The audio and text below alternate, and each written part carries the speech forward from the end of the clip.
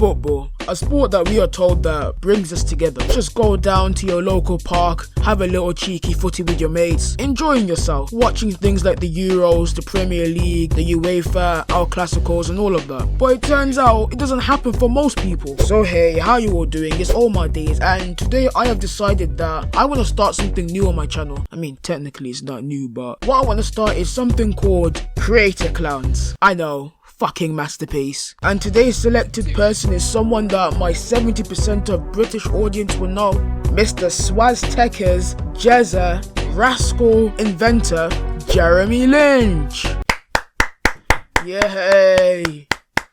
So if you don't know already, Jeremy Lynch has recently gotten himself into controversy because it turns out he is a bellend. For my small percentage of Americans, Jeremy Lynch is a YouTuber who is part of a group called the F2, who basically just do some cheeky kicky uppies and kick the ball in the crossbar instead of the bloody net. And how can I forget that he's the best player on the ball, including the first team. And in one of Jackmate's videos, we find out that if you subtract his age now to when he actually said that he was trying out for Arsenal, it was during the 2003 to 2004 season, the bloody Invincibles. They said, on the ball, you're the best at the whole club, including the first team. I was only 15 at the time. The best. What? Including the first team. Let's just dive into this quickly. According to Google, Jeremy Lynch is 31 years old. When he was 15, he was the best on the ball at Arsenal. Including the first team. 16 years ago would have been...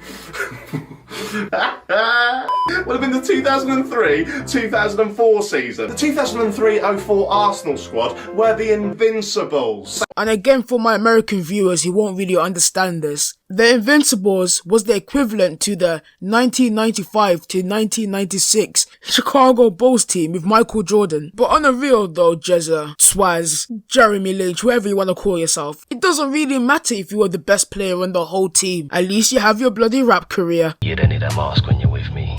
I don't care about your past or your history. We're governed by faith, but we're governed by fear. We're governed by fear. Cream of the crop.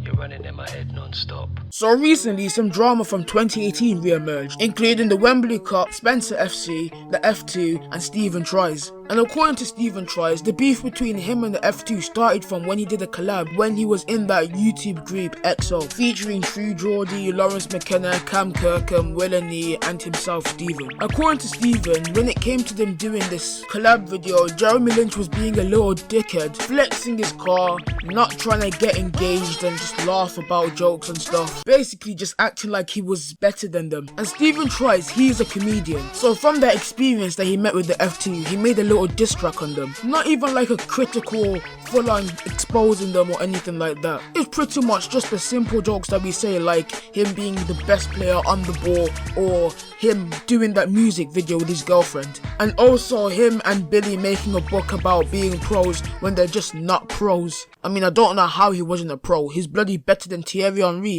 So the day of the Wembley Cup comes, and for some reason, all the players that were playing in the Wembley Cup were in the same coach. And in that same coach, Jeremy Lynch and Billy finally found that diss track and watched it. And obviously, Mr. Jeremy Lynch, Swaztekers, on the ball best player, his ego was hurt from that. So instead of just doing the mature thing and speak to him about it and tell him that he didn't like it, or at least shrug it off because it wasn't even that deep, he goes after him in the match between the F2 and XO and tackles him. Stephen tries to get his first touch. Steve, Gotta play a little bit quicker. look at that. Look at Jez giving him.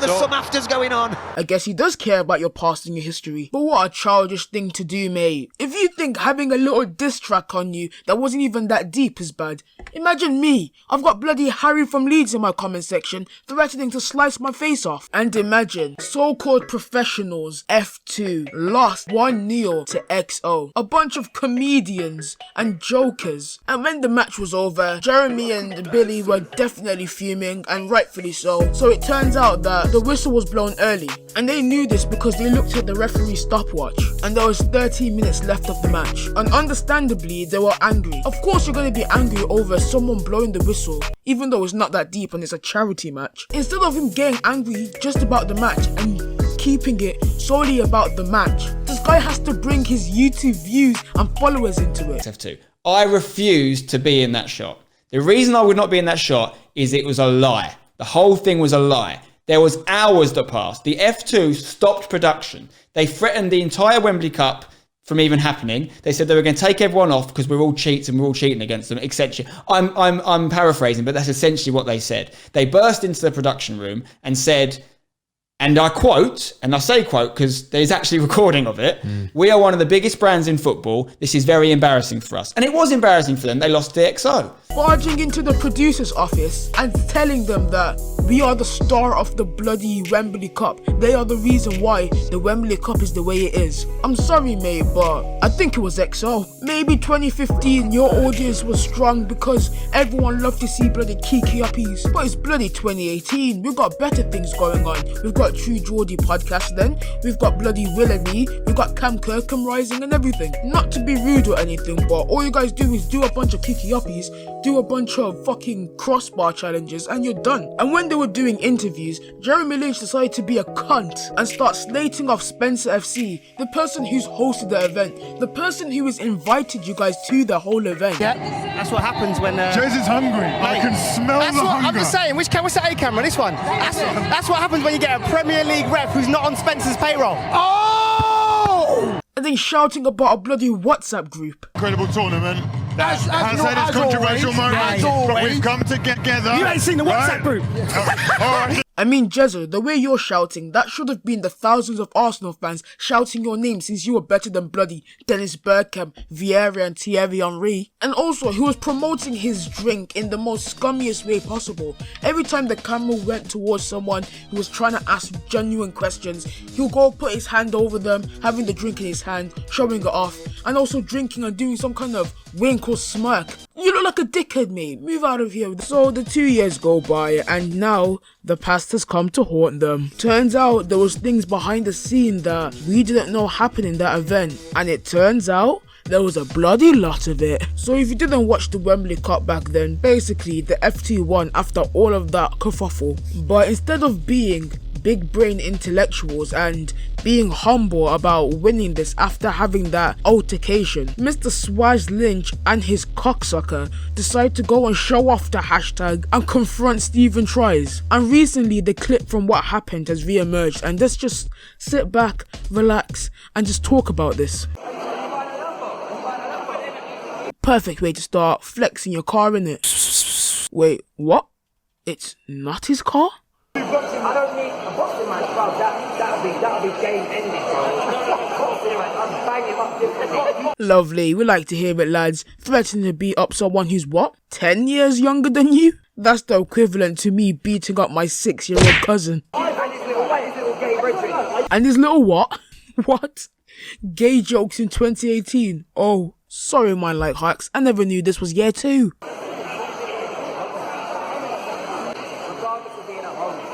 Regardless of being a what? You were better off saying, I'm not racist, but honestly, one of the worst sentence starters you could start with when someone calls you out for being homophobic. In my opinion, I don't think he's homophobic, I just think that he's a little bit childish. And Steven's dad just sums him up with just them 2 fingers.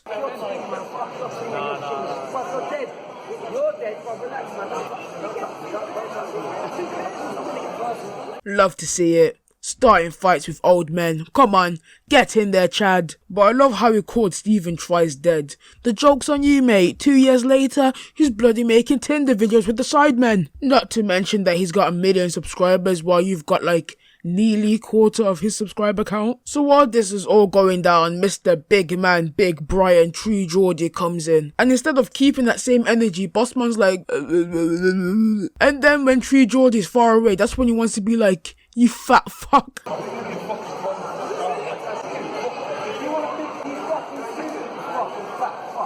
What an absolute joker. This guy that I've been reacting to, his name is Man Like Hacks. And honestly, I've got to say, very interesting bloke, absolutely hysterical, absolutely funny, because, you know, putting on a Scottish accent, plus cockeyed, plus a silly hat, equals funny. Right? What do you mean you don't do masters in Barcelona? Are you crazy or something? What are you looking at, pal? It's literally the equivalent of me putting on my African clothes and putting on an African accent. Look at me. Are you laughing? Why are you not laughing? I know there's no punchline, but why are you not laughing? you see. But this nigga, yeah, salty about the whole EXO F2 match, decides to threaten Lawrence McKenna in front of thousands of children. Turned to him and I went, mate, you joking? And he was like, no. And I was like, Stephen would destroy you. And then he just went, what? You want some? You want some? I'll fucking shank you. I'll shank you. And he literally said the words, I will shank you. Excuse me, what?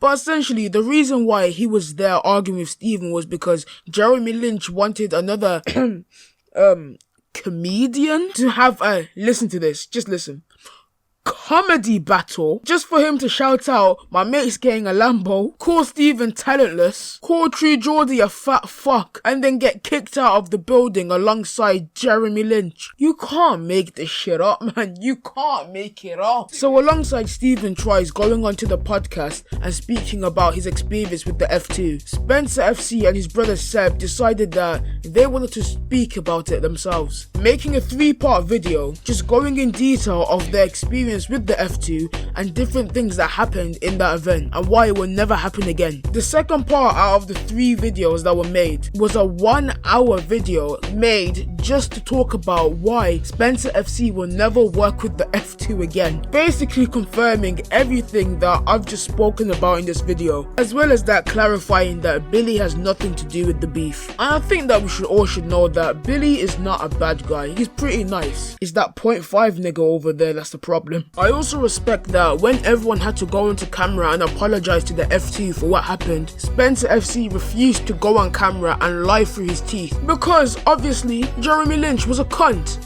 and we didn't know this, but that whole thing with the Stephen Tries Man Like Hacks thing was going on behind the scene, and that's part of the reason why he didn't want to do that, and I respect that, honestly. So Spencer and Seb in the 3rd video speak about how recently they got an email about the Wembley Cup, and that email turned out to be one of the people that was the ref there decided that because he didn't like the F2, he was going to sabotage the game and blow the whistle early, and told all the referees to reset their stopwatches. And the funny thing is, that referee came in as a fan and left as a hater.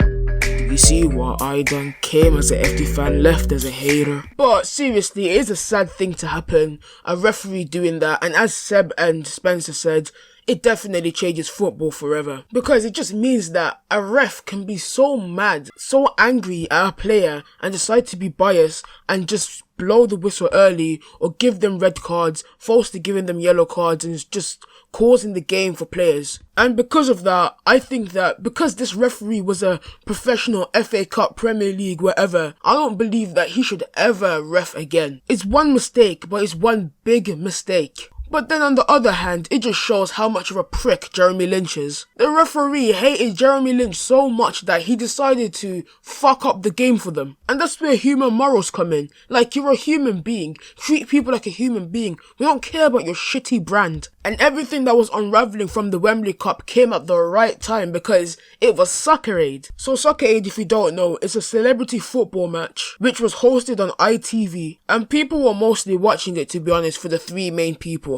Young Philly, Chunks, and our favourite on the ball, best player on the whole pitch, Swaztekers, Jezzy, Jezza, Jeremy Lynch. And when he was on the pitch, he got a taste of his own medicine, and Gareth Barry tackled him. Look at this. This is what I'm here for in Soccer Aid. Some of these types of...